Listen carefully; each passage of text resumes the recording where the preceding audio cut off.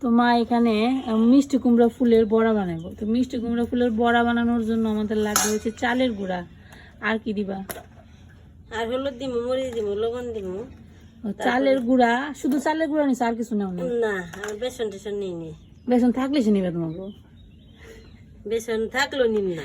বেসন থাকবো না তোমাকে। চালের গুঁড়ার মধ্যে হলুদের গুঁড়া, মরিচের গুঁড়া, যেহেতু কড়াই পড়লো, তারপরে লবণ আর হচ্ছে জল দিয়ে সুন্দর করে মাইখা বেগুনির যেভাবে একটা মিশ্রণ তৈরি করা হয় বেগুনি ভাজার জন্য, ওইরকম করে বানিয়ে নিব। তারপর হচ্ছে তার মধ্যে মিষ্টি কুমড়ার ফুল ডুবাই ডুবে আর যে কি ওটা কুমড়া পাতা দিয়ে বড়া বানাইব। তেল আর দিবে না? ওইটুকু তেলে বাজবে না? সেইছিলাম তো, তার জন্য তেল দিছি। এই তেল দিয়ে মনে হয় বড়া ভাজবো। 1 মাস নিয়ে নেবো। সরিষার তেল কিন্তু লাগে বেশি সয়াবিন তেলের চেয়ে, জানো?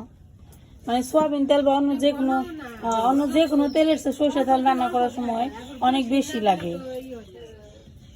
যে মিশ্রণ রেডি, এখন এর মধ্যে পাতা হচ্ছে ফুল ডুবে ডুবে তারপর ভাজবো। মিষ্টি কুমড়া ফুল আর হচ্ছে কুমড়া পাতা। তো এখানে যে ফুল নিব, তারপর হচ্ছে ফুলটা এই যে মিশ্রণের সাথে সুন্দর করে উপরে নিচে পুরোটা মাখায়, মানে বলতে পারেন যে ডুবে নিব। তারপর হচ্ছে তেলের মধ্যে ভাজে নিব। এই যে দেখেন কিভাবে ভাজে। তো গ্রামের বাড়িতে এই চালের গুঁড়া তো নিজেদের তৈরি করা চালের গুঁড়া। তো এই চালের গুঁড়া দিয়ে পাকোড়া বানাইলে তার স্বাদ কিন্তু অনেক ভালো আসে, খাইতে অনেক মজা লাগে, তাই না? আর একটা হচ্ছে পাটায় বেটে করা যায়, মানে আতপ চালের গুঁড়া পাটায় বেটে যদি সরাসরি করেন তাহলে তার স্বাদ আরো বেশি ভালো আসে।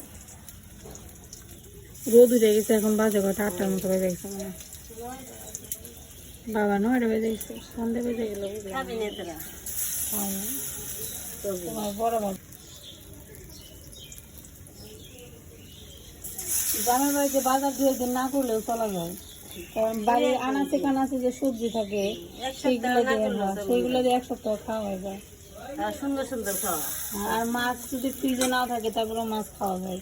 মাছ হলে পাতিলের মধ্যে জিয়ে রেখে দেওয়া যায়। গেছে চুলা নিভে গেলে কি অবস্থা দেখছেন? চুলা নিভে গেলে ধোঁয়া ওঠে, এই ধোঁয়া দিয়ে পুরো ঘর আন্ধার হয়ে গেছে। দেখবেন চুলা ধরে গেছে আবার। বাহ, 5 মিনিটের মধ্যে চুলা ধরে যায়। 5 মিনিটও লাগে না, 1 মিনিটের মধ্যে ধরে যায়। এই যে দেখেন কি সুন্দর চুলার জাল। দেখে মনে হয় রান্না করি, কিন্তু রান্না করতে মুশকিল না। মুশকিল মানে হচ্ছে অলসতা। মুশকিল নাই তো রান্না করে দেবে না। তুমি আছো না, তুমি রান্না করে দেবে, আমরা সম্ভব।